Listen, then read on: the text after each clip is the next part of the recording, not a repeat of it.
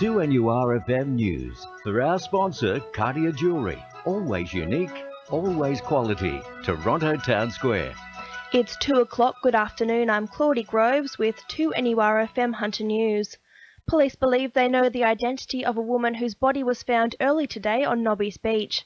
Surfers made the grim discovery at about 6 this morning near the waterline. The woman is in her early 30s with short strawberry blonde hair and was only wearing shorts and some jewellery and had some tattoos. Inspector Michael Gorman says her death remains a mystery. Nothing to indicate any trauma to the body, which makes it suspicious in itself as to what's led to the death.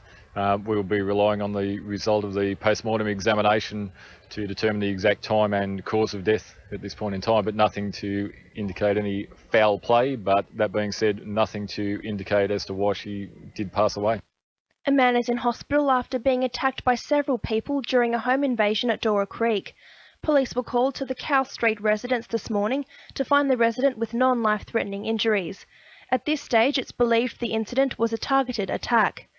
Preliminary work investigations into last month's beer keg explosion at Bar Beach Bowling Club have wrapped up, with initial findings suggesting overpressurisation may have caused the rupture. The October 10 blast saw 23-year-old Jai Parker forced to have his arm amputated after partially severing it in the incident. Work Cover Director of Operations Tony Williams says it's crucial all businesses have the appropriate safety procedures in place. We need to make sure we've got a regulator that controls the flow and the amount of pressure that can go into the keg. And just in case that regulator that is controlling that flow of gas fails, we need to have a fallback system, and that's what we call a safety relief valve. And that will just allow the gas to vent to atmosphere rather than overpressurise the keg, which could lead to a failure. The state government is facing increased scrutiny following telling evidence it's already gone ahead with approval of a Camberwell mining development despite an ongoing court appeal. Its claimed Resources and Energy Minister Anthony Roberts granted a partial mining lease over the South Ashton East Coal project on May 16 this year, flying in the face of investigations into its potential impact on the area's drinking water. Hunter Environment Lobby President Jan Davis says it's time government and the planning industry put an end to their backroom machinations. Government ministers are working behind closed doors. Government departments like the Planning Department didn't even realise what the Mineral Resources Department was doing. So how can the community have any hope in the system when these sorts of hidden agendas come up?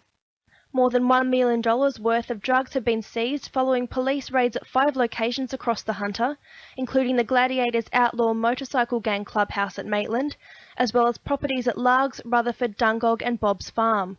A large amount of stolen property, guns, ammunition and cash were also retrieved. Rory O'Connor from New South Wales Police Headquarters says 4 men have been arrested. The East Maitland clubhouse of the Gladiators Outlaw Motorcycle Gang was also searched and dismantled as part of yesterday's operation. Their officers seized a large quantity of alcohol, fridges, furniture and lots of outlaw motorcycle paraphernalia. As a result of the operation, 4 people have been arrested. Newcastle's cruise season has commenced today with the arrival of Rhapsody of the Seas. Another 9 are scheduled to join it between now and next year and will also be accommodated at the Channel berth at Carrington. Tourism Hunter Chairman Will Creedon says there'll be a lot on offer for the region's visitors during their stopovers. When the cruise liners do arrive in our port, it's fantastic that they take a wide view and experiences right across the destinations of our region.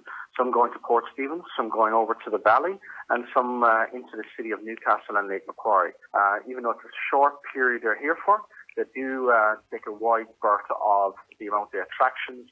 In finance, the All Lords is down 3 points at 54.49 and $1 Australian dollar is buying 88 US cents. Now with sport, Belinda Dellas-Harris. Newcastle Knights rookie Sione Matautia has continued his record-breaking rise to the top of the NRL. It comes after the 18-year-old was named on the wing for Australia ahead of Sunday's must-win Four Nations clash against England. The selection means Matautia now becomes the youngest ever player chosen to take to the field for the green and gold. He'll replace Roosters winger Daniel Tupou in one of 2 changes to the 17-man side, beaten 30-12 by New Zealand in their tournament opener. Jets striker Joel Griffiths insists Newcastle will have extra motivation to push for a victory when they face off against Perth in Saturday's Round 4 blockbuster. He says the boys will be looking to prove their critics wrong, with the Jets firming up as $3.75 favourites to collect the wooden spoon. And Maitland's national jiu-jitsu champion Mark Grayson is preparing to depart for the first leg of his international tour on Sunday, kicking off with next week's 2014 Asian Open in Japan. That's Sport, I'm Belinda de los Heras. 2 NURFM news time is 2:05.